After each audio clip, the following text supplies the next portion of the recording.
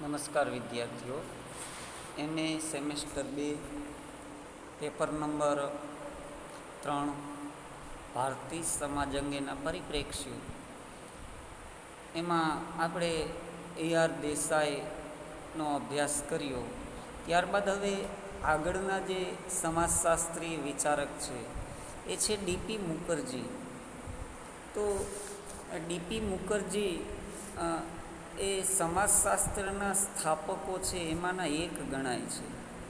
તેઓ સંસ્કૃતિના સમાજશાસ્ત્રના એક પ્રણેતા હતા. તેઓ છીછરા અભ્યાસોના પ્રબળ વિરોધી હતા, દ્વંદ્વાત્મકવાદી અને સંવેદનશીલ હતા. પોતાને માર્ક્સવાદના સામાજિક અભ્યાસી તરીકે ઓળખાવતા હતા, પણ પોતાને માર્ક્સવાદી નહોતા ગણાવતા. અને તેઓ એક બહુ જ મહાન શિક્ષક હતા. DP મુખર્જી ઇતિહાસ અને અર્થશાસ્ત્રના વિદ્યાર્થી હતા. તેમણે આ વિષયોમાં અનુસ્નાતક કક્ષાની પદવીઓ પ્રાપ્ત કરી હતી. તેમણે કલકત્તાની બંગવાસી કોલેજમાં પોતાની કારકિર્દીનો પ્રારંભ કર્યો. 1922માં તેઓ લખનઉ યુનિવર્સિટીમાં સમાજશાસ્ત્રના વ્યાખ્યાતા તરીકે જોડાયા. અહીં તેમણે 30 વર્ષથી વધુ સમય સુધી શિક્ષણ કાર્ય કર્યું અને 1947માં તેઓ યુપી લેબર ઇન્ક્વાયરી કમિટીમાં જોડાયા. 1954માં તેઓ સમાજશાસ્ત્રના પ્રોફેસર અને સમાજશાસ્ત્ર વિભાગના અધ્યક્ષ તરીકે નિવૃત્ત થયા. DP મુખર્જી એક મહાન શિક્ષક અને વિદ્યાર્થી પ્રેમી હતા. તેઓ વિદ્યાર્થી પ્રત્યે પ્રતિબદ્ધ હતા. તેઓ વિદ્યાર્થીઓ સાથે સંવાદને પ્રોત્સાહન આપતા અને બૌદ્ધિક ચર્ચાઓ કરતા. આથી વિદ્યાર્થી સમુદાયમાં નવું ચેતન આવતું અને વિદ્યાર્થીઓ સાથે સાયુજ્ય સ્થપાતું.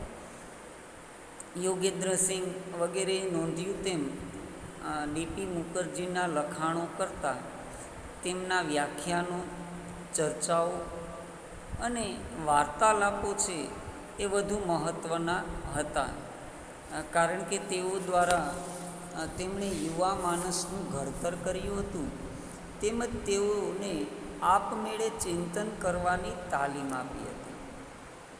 DP મુખર્જી કહેતા હતા કે માણસનું ઘડતર કરવું તે મારા માટે પર્યાપ્ત છે.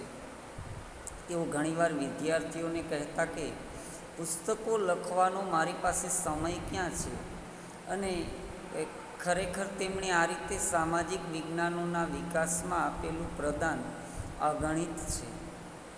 DP મુખર્જીના હાથ નીચે લખનઉ યુનિવર્સિટીમાં એક વિશાળ જૂથ વિકસ્યું, જેણે સમાજશાસ્ત્રી અભ્યાસો વિકસાવવાના પ્રયાસો કર્યા છે. તો એમાં આપણે હવે જોઈએ કે પદ્ધતિશાસ્ત્રી અને સૈદ્ધાંતિક પરિપ્રેક્ષ્ય કે જે DP મુખર્જીના લખાણોમાં આપણને જોવા મળે છે.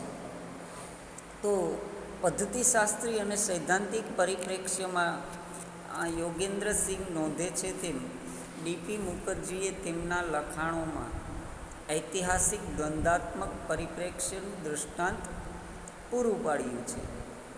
DP મુખર્જીએ આધુનિક ભારતીય સંસ્કૃતિ, મંતવ્યો અને પ્રતિમંતવ્યો તેમજ વિવિધતાઓ કે વિસંગતતાઓ વગેરે પરના તેમના લખાણોમાં માર્ક્સવાદી પરિપ્રેક્ષ્ય અપનાવ્યો છે. તેમના પદ્ધતિશાસ્ત્રી અને સૈદ્ધાંતિક પરિપ્રેક્ષ્ય તરીકે આ માર્ક્સવાદી પરિપ્રેક્ષ્યનો પરિચય છે આપણે મેળવીશું. DP મુખર્જીએ મુખ્યત્વે પશ્ચિમ સાથે ભારતીય પરંપરાના સંપર્ક ઉપર ધ્યાન કેન્દ્રિત કર્યું હતું.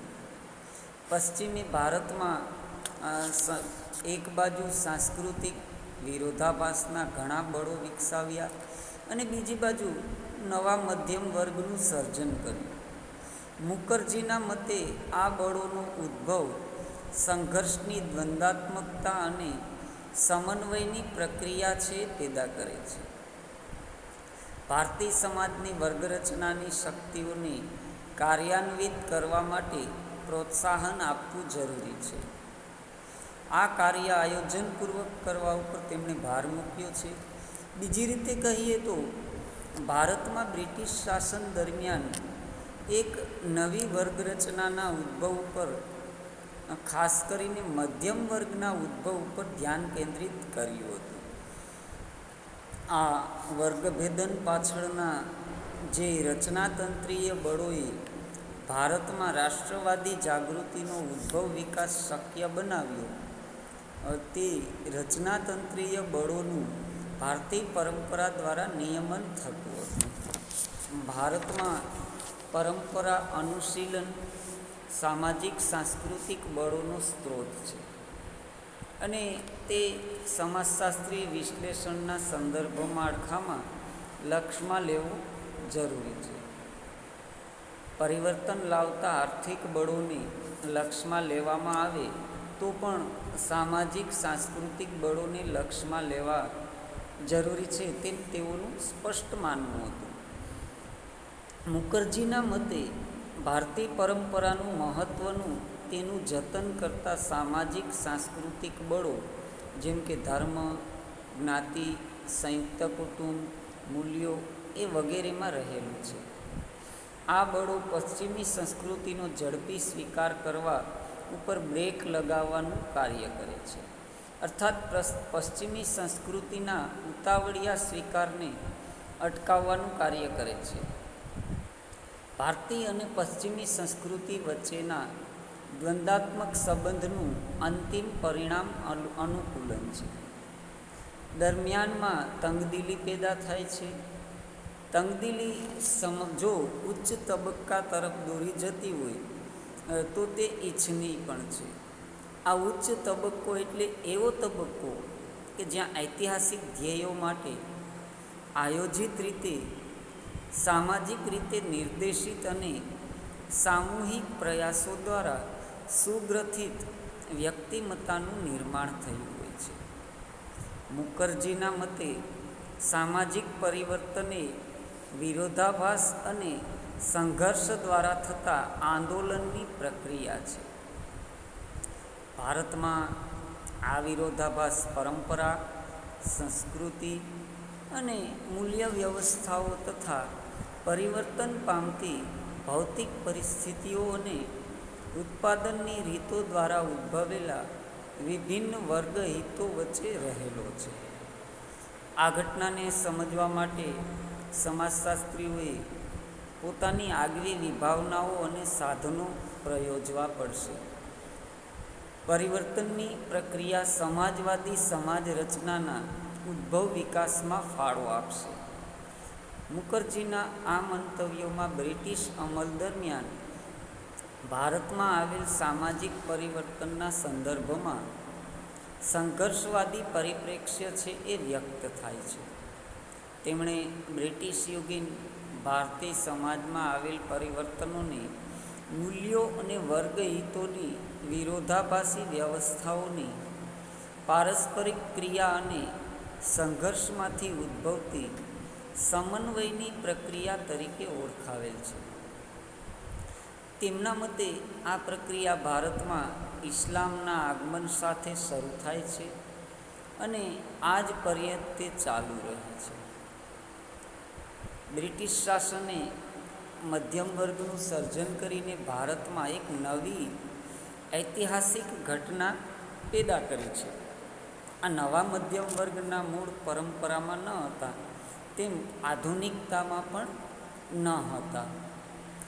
મુખર્જીના આ પરિપ્રેક્ષ્ય અંગે યોગેન્દ્રસિંહ લખે છે તેમ મુખર્જી માર્ક્સના મૂળ પરિપ્રેક્ષ્યને સંપૂર્ણપણે નથી અનુસર્યા.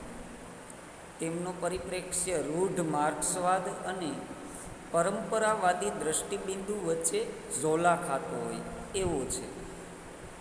Doctor A.R. દેસાઈ લખે તેમ મુખર્જી શરૂમાં માર્ક્સવાદી સમાજશાસ્ત્રની અસર હેઠળ હતા, પરંતુ ડાયવર્સિટી પુસ્તકમાં તેમના વિવિધ લેખો પરથી જણાય છે કે તેઓ માર્ક્સવાદી પરિપ્રેક્ષ્યમાંથી મેક્સ વેબરના પરિપ્રેક્ષ્ય તરફ વળી ગયા હતા.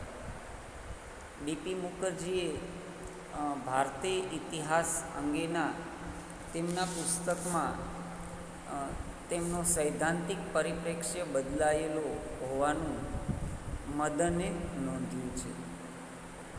ડીપી મુખર્જીએ ભારતીય સમાજ અને પરિવર્તનના અભ્યાસમાં સમાજશાસ્ત્રની પદ્ધતિના મૂળભૂત સિદ્ધાંત તરીકે સાકલ્ય અને સંદર્ભવાદ ઉપર ભાર મૂક્યો છે. એટલે કે સમગ્રદર્શી અભિગમ ઉપર ભાર મૂક્યો. તેમની દૃષ્ટિએ સર્વજ્ઞાન સર્જનવાદ અપનાવવો જોઈએ. ડીપી મુખર્જી અનુભવજન્ય સામાજિક સંશોધનના વિરોધી નહોતા, પરંતુ તેમની દૃષ્ટિએ અનુભવજન્ય સામાજિક વિજ્ઞાન પરના વિવરણાત્મક પુસ્તકો સામાજિક રીતે અપ્રસ્તુત છે અને તે જીવનના અર્થ ગુમાવી બેઠા છે. આથી તેમણે અનુભવવાદનો ત્યાગ કર્યા વિના દર્શનશાસ્ત્ર તરફ પાછા વળવાની દલીલ કરી હતી. તેમજ તેમણે ભારતીય સમાજશાસ્ત્ર માટે પરંપરાના અભ્યાસની અગત્ય ઉપર ભાર મૂક્યો હતો. તેમની દૃષ્ટિએ પરંપરાઓ અવરોધ અને અનુકૂલનની મહાન શક્તિ છે ધરાવે છે. આર્થિક બળો અસાધારણ રીતે મજબૂત ન હોય અને ઉત્પાદનની રીતો બદલવામાં આવે તો પરંપરાઓ અનુકૂલન દ્વારા ટકી રહે છે. આથી તેમણે ભારતીય સમાજ અને પરિવર્તનને સમજવા માટે પરંપરાઓને સમજવાની બાબતને સર્વોચ્ચ અગ્રતા આપી હતી. એટલું જ નહીં, પરંતુ પરંપરાઓમાં પરિવર્તનના અભ્યાસોને પણ સર્વોચ્ચ અગ્રતા છે આપી હતી. ડીપી મુખર્જીના મતે પરંપરાના કાર્યો લુપ્ત થયા હોય, ઊંડું જ્ઞાન મેળવવાની સૂક્ષ્મ દૃષ્ટિની પદ્ધતિનો હાસ થયો હોય અને તે નિરર્થક કે નકામી બની ગઈ હોય અને આધુનિક જ્ઞાનમાં અર્થઘટનની તાર્કિક પદ્ધતિ નિરર્થક હોય તો જ ભારતીય સમાજશાસ્ત્રીઓએ ભારતીય સમાજ વ્યવસ્થાનો અભ્યાસ કરવા માટે સમાજશાસ્ત્રમાં વિભિન્ન અભિગમ અપનાવવાની જરૂર છે. કારણ કે ભારતની પરંપરાઓ વિશિષ્ટ છે, વિશિષ્ટ પ્રતીકો છે અને વિશિષ્ટ સાંસ્કૃતિક ઢબો અને આચરણો છે. ડીપી મુખર્જીના મતે ભારતીય પરંપરાઓ સંસ્કૃતિ અને પ્રતીકો ઉપર આર્થિક અને યંત્ર વૈજ્ઞાનિક પરિવર્તનની અસર ત્યાર પછીથી થાય છે. એટલે કે આર્થિક અને યંત્ર વૈજ્ઞાનિક પરિવર્તનો છે પરંપરાને અનુસરે છે. ડીપી મુખર્જીના મતે પરિવર્તન કરતાં પરિવર્તન પામતી વસ્તુ સીધી, વાસ્તવિક અને વસ્તુલક્ષી છે. તો આવી રીતના ડીપી મુખર્જીનો જે પદ્ધતિશાસ્ત્રી અને સૈદ્ધાંતિક પરિપ્રેક્ષ્ય છે એ આપણને જોવા મળે છે. ત્યારબાદ હવે પછીનું જે આગળનો ટૉપિક છે એ આપણે આગળના સમયમાં એનો અભ્યાસ કરીશું.